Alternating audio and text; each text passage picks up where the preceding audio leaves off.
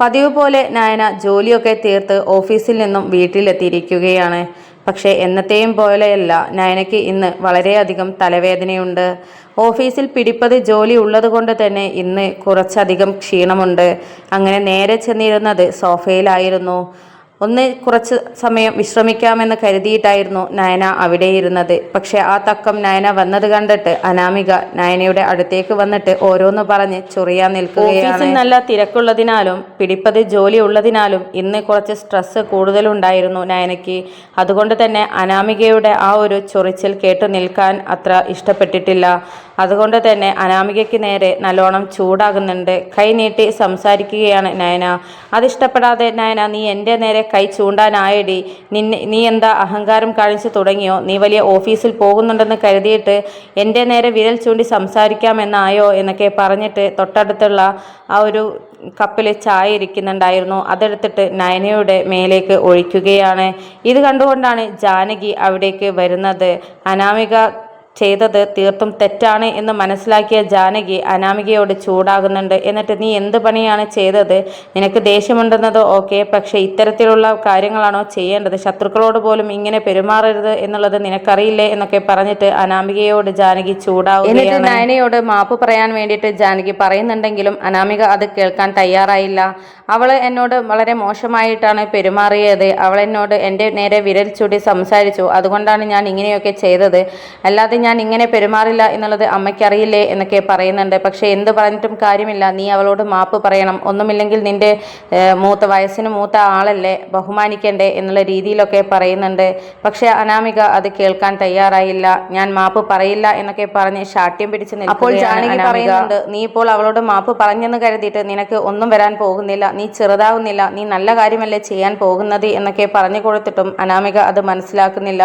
ഒരേ ഒരു വാശിയിൽ തന്നെ നിൽക്കുകയാണ്. പക്ഷെ ജാനകിയാണെങ്കിൽ അവളെ കൊണ്ട് മാപ്പ് പറയിപ്പിച്ചേ അടങ്ങൂ എന്നുള്ള വാശിയിൽ, ഞാൻ ഇക്കാര്യം അമ്മയോടും അച്ഛനോടും പറഞ്ഞാലുള്ള അവസ്ഥ നിനക്കറിയാലോ, പിന്നെ ഇവിടെ എന്താണ് സംഭവിക്കുക എന്നുള്ളത് ഞാൻ നല്ലതുപോലെയാണ് നിന്നോട് പറയുന്നത്.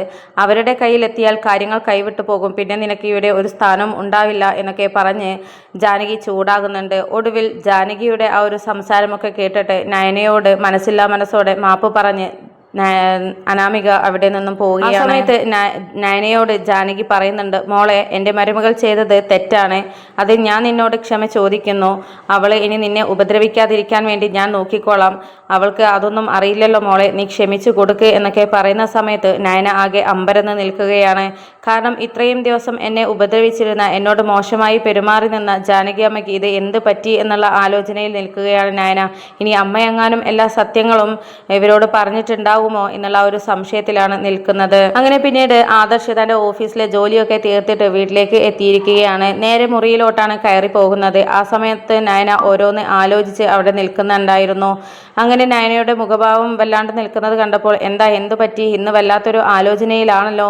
ഓഫീസിലെ ജോലിയുടേതാണോ, തീർക്കേണ്ട ജോലിയുടെ കാര്യമാണോ നീ ആലോചിക്കുന്നത് എന്നൊക്കെ ചോദിച്ചപ്പോൾ, അതൊന്നുമല്ല ആദർശേട്ടാ, അതൊക്കെ ഞാൻ നിഷ്പ്രയാസം ചെയ്ത് തീർക്കുന്ന കാര്യമാണല്ലോ, അതൊക്കെ ആദർശേട്ടന് അറിയാവുന്നതല്ലേ എന്നൊക്കെ പറയുന്ന സമയത്ത്, പിന്നെ നിനക്ക് എന്താ പ്രശ്നം? ഇവിടെ എന്തെങ്കിലും നടന്നോ എന്നൊക്കെ ചോദിക്കുന്ന സമയത്ത്, അത് പിന്നെ ഇന്ന് ഓഫീസിൽ ഞാൻ ഓവറായിട്ട് വർക്ക് ചെയ്തതുകൊണ്ട് പതിവിലും വിപരീതമായി എനിക്കിന്ന് ഒരു തലവേദനയുണ്ടായിരുന്നു.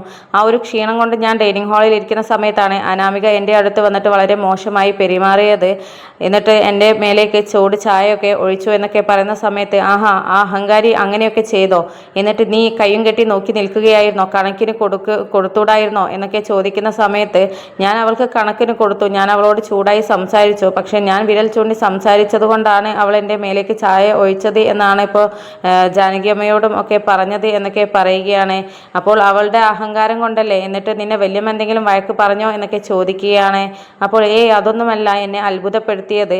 അനാമിക ഇങ്ങനെ ഒരു പ്രവൃത്തി ചെയ്തതുകൊണ്ട് അനാമികയെ കൊണ്ട് എനിക്ക് മാപ്പ് പറയിപ്പിക്കുകയും അതുപോലെ തന്നെ എന്നോട് സോറി പറയുകയും ഒക്കെ ചെയ്യുകയാണ് ചെയ്തത് ജാനകിയമ്മ. ജാനകിയമ്മയുടെ ആ ഒരു മാറ്റം കണ്ടിട്ട് എനിക്ക് തന്നെ അത്ഭുതം തോന്നി. ഇനി അമ്മയെങ്ങാനും അവരോട് സത്യം തുറന്ന് പറഞ്ഞ് കാണുമോ എന്നുള്ള ആ ഒരു ഭയത്തിലാണ് ഞാൻ എന്നൊക്കെ പറയുന്ന സമയത്ത്, സത്യമോ? എന്ത് സത്യം? അമ്മ എന്ത് സത്യം തുറന്ന് പറഞ്ഞു എന്നാണ്? എന്തെങ്കിലും എന്നോട് മറച്ചു വെക്കുന്നുണ്ടോ എന്നൊക്കെ പറയുകയാണ്. അപ്പോൾ നയന ഓർമ്മയില്ലാതെയാണ് ആദർശിനോട് അക്കാര്യം പറഞ്ഞത്. കാരണം അമ്മായിയമ്മയും മരുമകളും ഒന്നായത് ആദർശ് പോലും അറിയണ്ട എന്നാണ് ദേവയാനി പറഞ്ഞത്.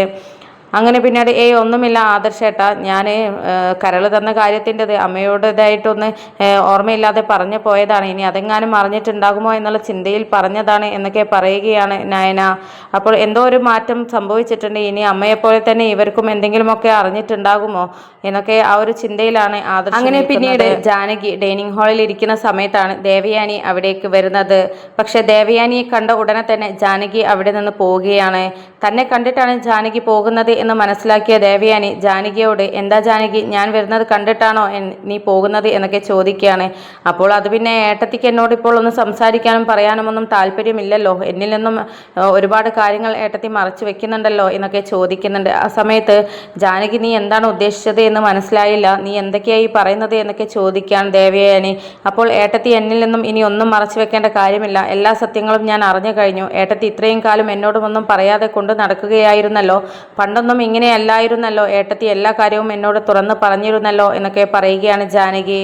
അപ്പോഴും ദേവയാനി, ഞാൻ എന്ത് നിന്നിൽ നിന്ന് മറച്ചു വെച്ച് എന്നാണ് ജാനകി നീ പറയുന്നത്, എനിക്കൊന്നും മനസ്സിലാകുന്നില്ല എന്നൊക്കെ പറയുകയാണ്.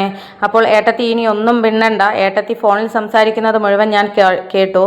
ഏട്ടത്തിക്ക് കരൾ തന്നത് നയനയാണല്ലേ, അതുകൊണ്ടാണല്ലേ ഇപ്പോൾ ഏട്ടത്തി ഇങ്ങനെയൊരു മാറ്റമുള്ളതും മരുമകളെ സ്നേഹിച്ച് തുടങ്ങിയതും എന്നുള്ള കാര്യം ജാനകി മനസ്സിലാക്കിയത് ദേവയാനിയോട് തുറന്നു പറയുകയാണ്.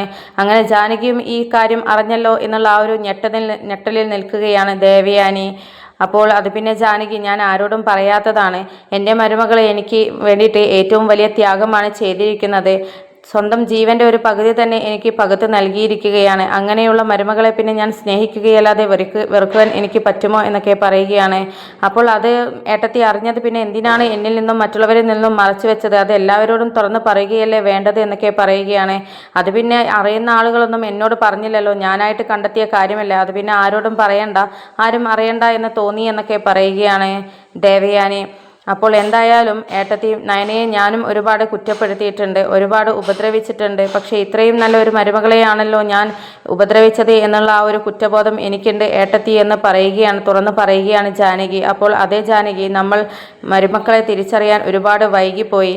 നമ്മുടെ അനാമിക മോളുടെ കാര്യത്തിൽ എനിക്ക് ചില സങ്കടങ്ങളൊക്കെ ഉണ്ട്, കാരണം അവളുടെ സ്വഭാവം അത്ര നല്ലതല്ല. നമ്മൾ അവളെയാണ് ഇത്രയും കാലം പൊന്നുപോലെ നോക്കിയിട്ടുള്ളതും സ്നേഹിച്ചിട്ടുള്ളതും, പക്ഷേ അവൾ നമ്മളെ തിരിച്ച് ആത്മാർത്ഥമായിട്ടുള്ള സ്നേഹമല്ല സ്നേഹിക്കുന്നത്, അത് ജാനകിക്ക് മനസ്സിലായിട്ടുണ്ട് എന്നാണ് എനിക്ക് മനസ്സിലാകുന്നത് എന്നൊക്കെ ദേവയാനി പറയുമ്പോൾ, അത് ഏട്ടത്തി പറയേണ്ട കാര്യമില്ല, നയനയുടെ സ്വഭാവം മനസ്സിലാക്കിയ ഞാൻ അനാമികയുടെ സ്വഭാവം എന്താണ് എന്നുള്ളത് ഏകദേശം എനിക്ക് മനസ്സിലായി കഴിഞ്ഞിട്ട് പിന്നെ എൻ്റെ അനിയുടെ ജീവിതം തകരാറായി പോകണ്ട എന്ന് കരുതിയിട്ടാണ് ഞാനെല്ലാം ക്ഷമിച്ച് മുന്നോട്ട് പോകുന്നത് എന്നൊക്കെ പറയുകയാണ് ജാനകി. അപ്പോൾ എന്തായാലും നീ അറിഞ്ഞ സ്ഥിതിക്ക് ഇനി മറ്റൊരാളും ഇത് അറിയണ്ട, തൽക്കാലം ഇങ്ങനെ നിൽക്കട്ടെ. എന്തായാലും നയനമോൾക്ക് വേണ്ട കാര്യങ്ങളൊക്കെ ചെയ്തു കൊടുക്കണം, അവൾക്ക് ഇനി ഒരു ബുദ്ധിമുട്ടും ഇവിടെ ഉണ്ടാവാൻ പാടില്ല, അത്രയ്ക്കും നമുക്ക് വേണ്ടി അവൾ ഒരുപാട് കഷ്ടപ്പാടുകൾ അനുഭവിച്ചിട്ടുണ്ട്, ത്യാഗം ചെയ്തിട്ടുണ്ട് എന്നൊക്കെ പറയുകയാണ് ദേവയാനി.